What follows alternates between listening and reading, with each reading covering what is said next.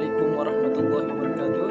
Nama saya Muhammad Hakim Mimpi Ruslan dan nombor metrik saya 273649. Jadi saya ingin mengulas lebih lanjut tentang Sabah Sarawak, negeri, wilayah atau negara.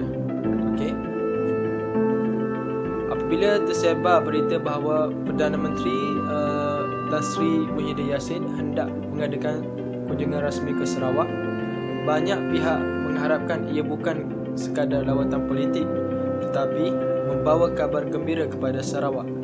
Apatah lagi itu merupakan lawatan pertama selepas beliau merasmikan Hari Malaysia di Sibu pada 16 September 2020. Pengumuman Sarawak kini sebagai salah satu wilayah sesuatu yang mendapat perhatian rakyat. Muhyiddin semasa berucap pada satu majlis merujuk Sarawak sebagai wilayah dan bukan sekadar sebuah negeri di Malaysia.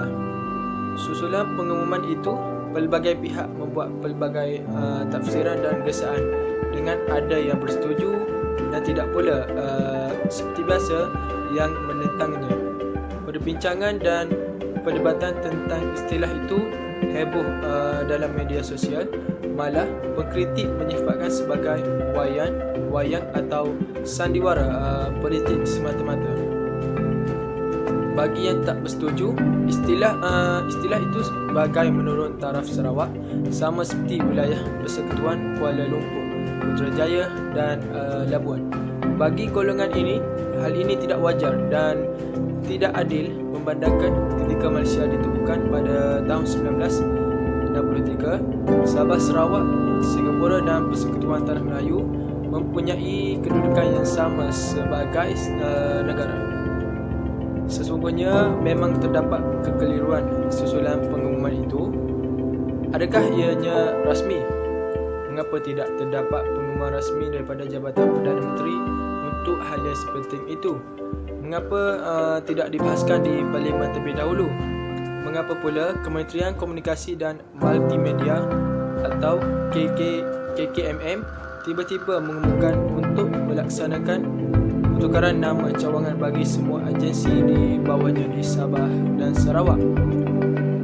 Muhyiddin mengatakan Sabah dan Sarawak bukan negeri tetapi lebih tinggi daripada negeri, iaitu wilayah. Wilayah yang dimaksudkan adalah dalam konteks penubuhan Malaysia. Ada 3 wilayah, iaitu Sabah, Sarawak dan Persekutuan Tanah Melayu, bercantum membentuk persekutuan 58 tahun lalu. Hal ini bererti ia tidak setaraf dengan negeri-negeri lain di Semenanjung, sebab itu ia disebut wilayah. Justeru, jangan samakan 3 wilayah berkenaan dengan wilayah Persekutuan Kuala Lumpur, Labuan atau Putrajaya. Ini ialah soal semantik dan takrifan. Istilah wilayah bagi merujuk kepada kawasan berkenaan adalah lebih rendah daripada negeri, tetapi istilah wilayah bagi Sarawak dan Sabah adalah lebih tinggi daripada negeri-negeri di Semenanjung dalam konteks penubuhan Malaysia. Jadi ini bermaksud ketiga-tiga wilayah terbabit hanya perlu disebut Sabah, Sarawak dan Semenanjung tanpa perlu menyebut negeri bagi menepati maksud setaraf dalam konteks penubuhan Malaysia. Hakikatnya wilayah digunakan untuk membezakan Sabah dan Sarawak dengan negeri-negeri lain di Semenanjung. Betulkah selepas Sabah dan Sarawak dikategorikan sebagai wilayah, ia bukan lagi di bawah persekutuan tetapi konfederasi seperti dinyatakan seorang menteri di Sarawak? Untuk itu kita perlu faham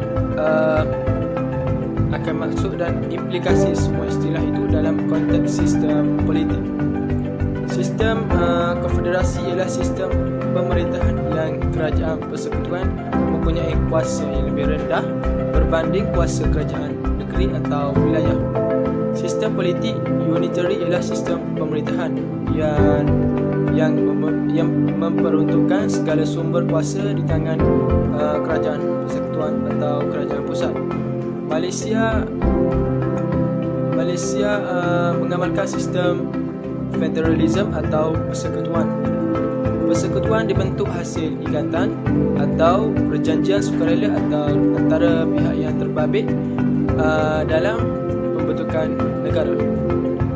Kita boleh ingat bahawa dalam Perjanjian Malaysia tahun 1963, Persekutuan Malaysia dibentuk oleh Persekutuan Tanah Melayu yang terdiri daripada 11 buah negeri, negara Sabah, negara Sarawak dan negara Singapura. Kita perlu sedar bahawa Sabah dan Sarawak disebut sebagai wilayah kerana kedua-duanya ialah dua buah wilayah atau negara yang berdaulat. Dari segi ini, tiga wilayah yang ada ketika ini, selepas Singapura tidak lagi bersama-sama Malaysia pada tahun 1995, ialah rakan sekutu yang sama taraf atau status dalam Persekutuan Malaysia. Dari segi ini, Sabah dan Sarawak ialah dua buah negara dan entiti politik yang bebas, merdeka dan berdaulat pada tahun 1963 sebelum Malaysia dibentuk. Yang penting, status Sabah dan Sarawak perlu dikembalikan ke kedudukan asal, diiktiraf dan diterima, dan semua haknya yang sewajarnya dinikmatinya mengikut MA nombor 3, undang-undang atau perlembagaan berkaitan perlu diberi. Sekian saja daripada saya.